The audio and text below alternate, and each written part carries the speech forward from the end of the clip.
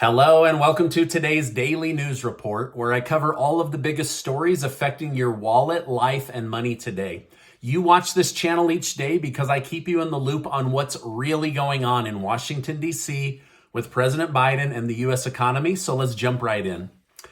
Well, we all know that gas prices are high right now, but many don't know that this last spike was actually due to oil refineries making less gasoline. It turns out that we're refining roughly 1 million barrels per day less than we were before COVID, even with the increase in demand.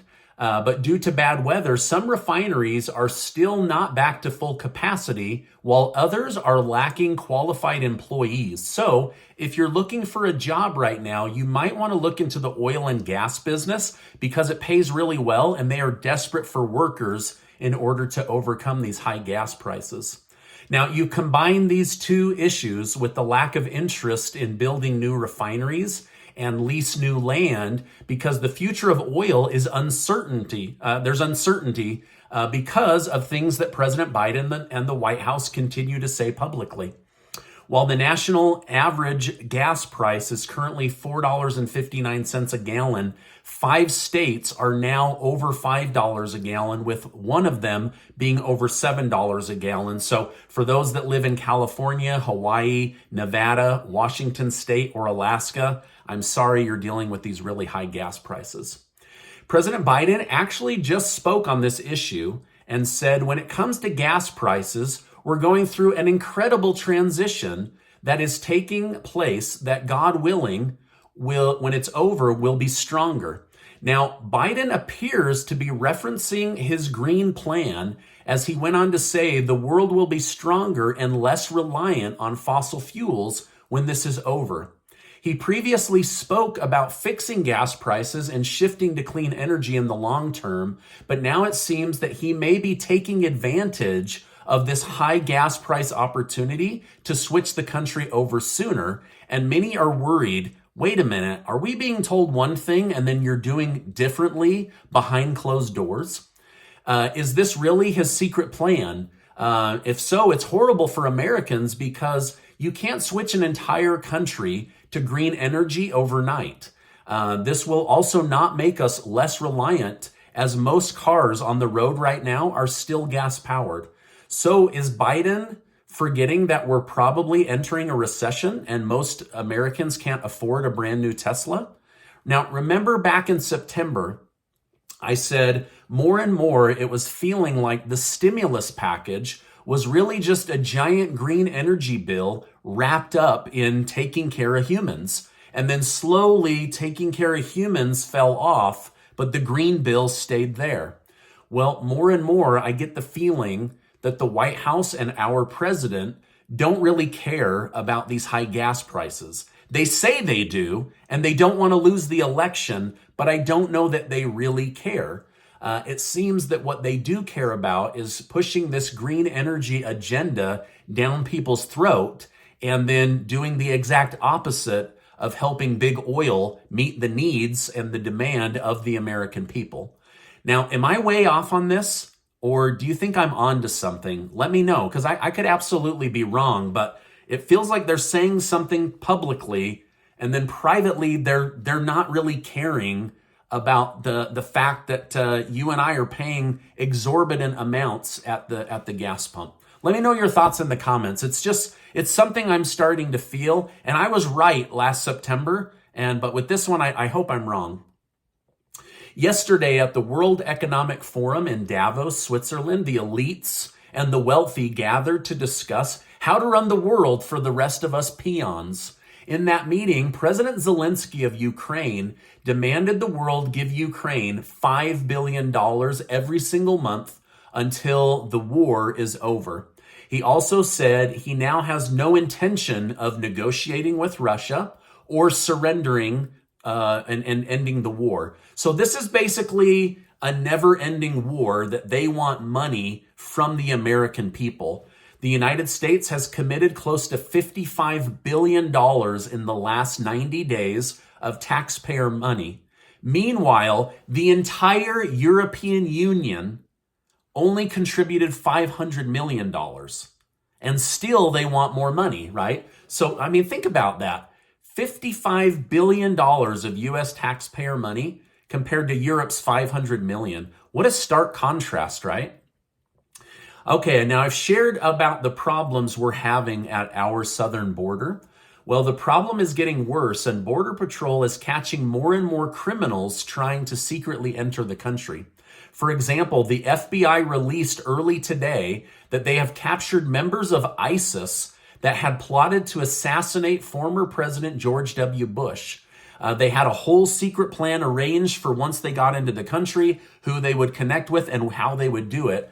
Luckily, they were captured and this plan has been averted. But this is the kind of stuff that we're now seeing coming out at the southern border. President Biden said he still hasn't decided on forgiving student loan debt. He said he remains open to $10,000 as the maximum.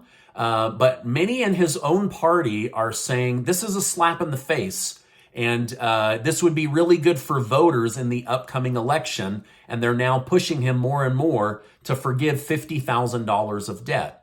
Some worry he will never keep his campaign promise of forgiving any amount of student loan debt, while others have a sneaking suspicion that he might be holding this back on purpose to get closer to the November election cycle. Here's what I think is going to happen, even if it's just a change into how student loans operate. Did you know that about 50% of borrowers have paid back their original loan amount and they still owe money to the federal government? In fact, close to 15% owe 3 times as much money as they originally took out because of the way that loan interest negatively accrues against your loan. So I think in the end, they are going to do something, but I don't know the amount. And so just letting you know what I'm reading today. President Biden said while on his Asian tour that he doesn't believe the United States will enter a recession. He's optimistic. He says he is optimistic that Democrats will turn things around before the election. Okay, so you've got about 4.5 months. But he said he does know that things are bad in the country and that he is doing his best to improve them. The International Monetary Fund said the world economy is facing the biggest test since World War II. Every government in the world is carrying excessive amounts of debt with no real plan on how to ever pay that back. So this is like debt could be the thing that, ultimately collapses the entire world economy. All right, now, if you're currently struggling financially, you're not alone. A new Harvard Caps Harris poll shows that 56% of Americans' financial situation is worsening each month as they face this inflation headwind. This should not be a surprise to you, but the data is coming in that things are getting worse. In fact, now retail sales like Walmart, Target, they're now struggling. Technology companies are all struggling. And this data indicates that we could still be in for a lot more pain in the stock market. And Americans want this to stop, right? They don't want the pain anymore, but there's no end in sight on what could happen as we move our way each day closer to an officially declared recession. While many are fearing a further stock market crash on their retirement funds, some are also now fearing a housing crash. We just received data that shows a 16.6 month-over-month drop in new home sales in April. This drop has gotten worse since the beginning of COVID. So far, we've seen 4 months of declines back to back. This trend has not been seen since 2010. This could mean that over the next 6 to 12 months, we could see interest rates go really high and home prices drop very, very quickly as we enter a true recession. So I'm going to keep an eye on that because I know a lot of you own homes in my community or want to own a home, and it's being made difficult by high interest rates, hedge funds, and now possibly prices dropping very rapidly. Now, yesterday I mentioned briefly that there are retirement and investment programs out there that have good growth track records while also protecting your money from market loss on an IRA, Roth IRA, cash, or 401k. Hundreds of you said in the comments that you wanted to learn more. So I just want to let you know that I'm trying to figure out a way to do that logistically without overrunning myself. I'm already very busy with my schedule, and I'm the bottleneck, right? There's only one of me and there's a million of you. And so anyway, I'm going to be trying to figure out how to do that. I might have to bring on a team of people that I train, that I can trust, because right now, most of the people in my industry, they don't manage money the way that I would.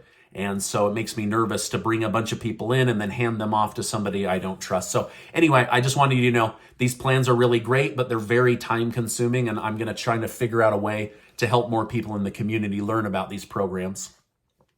New data was released from the federal government last night. It revealed that the latest census, is filled with errors that look purposeful.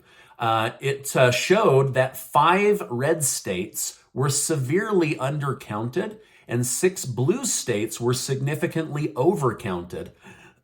These errors can affect political districting, future electoral votes for presidential elections, or House seats for local and federal House of Representative positions. President Joe Biden has recently touted Operation Fly Formula, which aimed at forcing manufacturers to mainly focus on producing baby formula to combat the current crisis, as now babies in almost every state are being hospitalized for malnutrition. The Biden administration now plans to remove driver restrictions so that truck drivers can move this formula at a faster pace. As of right now, they're only allowed to drive 11 hours per every 14-hour period, but they're removing that in order to get this formula out to the shelves faster. After news surfaced that showed Hillary Clinton was the one who approved the false Trump-Russia collusion story, former President Trump has now publicly responded. He posted on his social media outlet, Truth Social, that the mainstream media spent 24/7 on the Russia collusion hoax, and now that this has been fully debunked and discredited, they refuse to write anything about it. Their Pulitzer Prize for coverage, which was totally incorrect, will be withdrawn. So basically he's saying, you guys ran these stories for 24 hours a day. Now you're not apologizing and you're not retracting anything. What's up with that? So anyway, that was on his Truth Social. Are you guys on Truth Social? I'm not. I don't even know if it's a good platform or not. Let me know in the comments. Okay, following the sexual misconduct allegation against Elon Musk, the president of SpaceX says, personally, I believe these allegations are false. Not because I work for Elon Musk, but because I have worked with him for over 20 years now and have never seen or heard anything resembling these allegations. Elon Musk himself said that he is creating a legal team to proactively attack people that come after him. Now, this is my update for today. As I know more, I will definitely come on and share more with you. The month of May is almost over. Make sure to get your name entered to be one of the winners of the $6,000 in cash that Casey and I are giving away thanks to generous video sponsors. Now, before you go, I just want to remind you that you are amazing. I appreciate you being in my community. Seriously, thank you so much for watching. I'll see you on the next video.